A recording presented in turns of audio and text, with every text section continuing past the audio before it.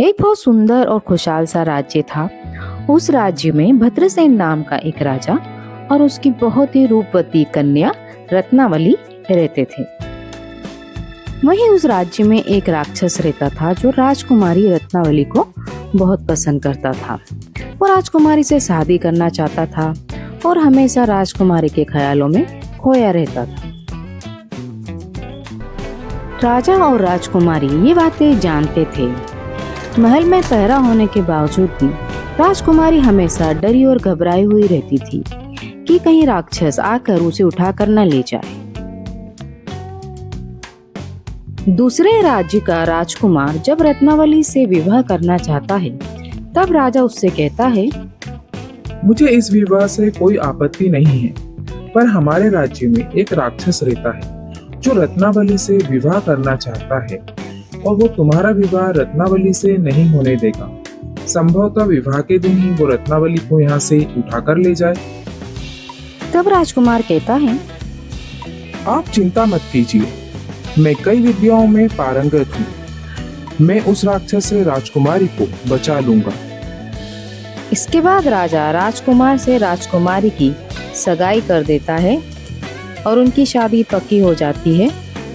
अरे तुमने कुछ सुना? अपनी राजकुमारी का विवाह होने जा रहा है।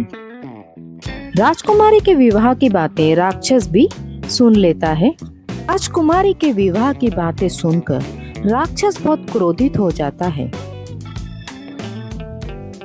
नहीं, ऐसा नहीं हो सकता। राजकुमारी मेरी है, मैं उनका विवाह किसी और से नहीं होने दूंगा। अभी मैं महल में जाता हूँ और राजकुमारी को उठाकर लाता हूँ, उसके बाद उनसे विवाह करूंगा। इसके बाद राक्षस महल में जाता है और राजकुमारी राक्षस को देखकर डर जाती है और राक्षस राजकुमारी को उठाकर महल से ले जाता है। देखो, जिस बात का डर था वही हो गया। तुम्हारे विवाह की बात सुनकर राक्षस राजकुमारी को उठाकर ले गया। महाराज, आप चिंता मत कीजिए, मैं राजकुमारी की खोज में जाता हूँ और उन्हें अवश्य ही बचा कर लाऊंगा। चलिए राजकुमार, मैं भी आपके साथ चलता हूँ राजकुमारी को बचाने के लिए। नहीं मंत्री जी, आप रहने दीजिए। मैं स्वयं ही राजकुमारी को सही सलामत उस राक्षस से बचा कर लाऊंगा। इसके बाद राजकुमार राजकुमारी को ढूंढने के लिए निकल जाता है।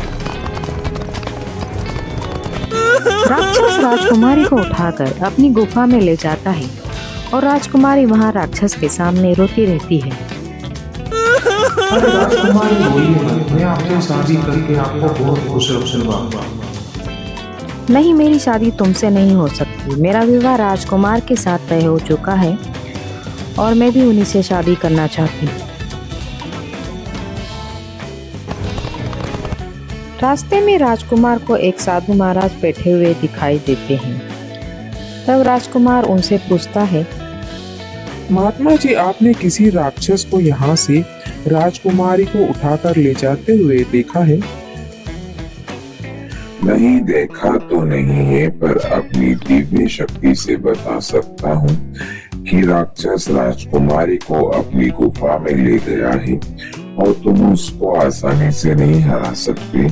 पर मैं तुम्हें एक मंत्र बताता हूँ जिससे तुम राक्षस को आसानी से भस्म कर सकते हो। इसके बाद राजकुमार राजकुमारी को ढूंढते ढूंढते गुफा में पहुंचता है और राक्षस से कहता है, तुम राजकुमारी को छोड़ दो, मेरा राजकुमारी से विवाह होने वाला है। तुम्हारी शादी राजकुमारी से हो ऐसा संभव नहीं। नहीं, राजकुमारी मेरी है, मैं राजकुमारी का विवाह तुमसे नहीं होने दूंगा। राजकुमारी की शादी सिर्फ मुझसे ही होगी। पर जब राक्षस नहीं मानता है तो राजकुमार और राक्षस के बीच लड़ाई शुरू हो जाती है और राजकुमार की मार का राक्षस पर कोई असर नहीं होता है। फिर राजकुमार सोचने लगता है कि मैं राक्षस को ऐसे नहीं हरा सकता, मुझे महात्मा के द्वारा दिए हुए मंत्र का प्रयोग करना चाहिए। इसके बाद राजकुमार महात्मा द्वारा दिए हुए मंत्र की शक्ति का प्रयोग करता है, जिससे राक्षस जलकर भस्म हो जाता है और राजकुमार राजकुमारी को राक्षस के चंगुल से मुक्त करवा लेता है। इसके बाद राजकुमार राजकुमारी को लेकर बहुत खुशी खुशी महल की तरफ जाता है, जहां उन दोनों का विवाह हो जाता है।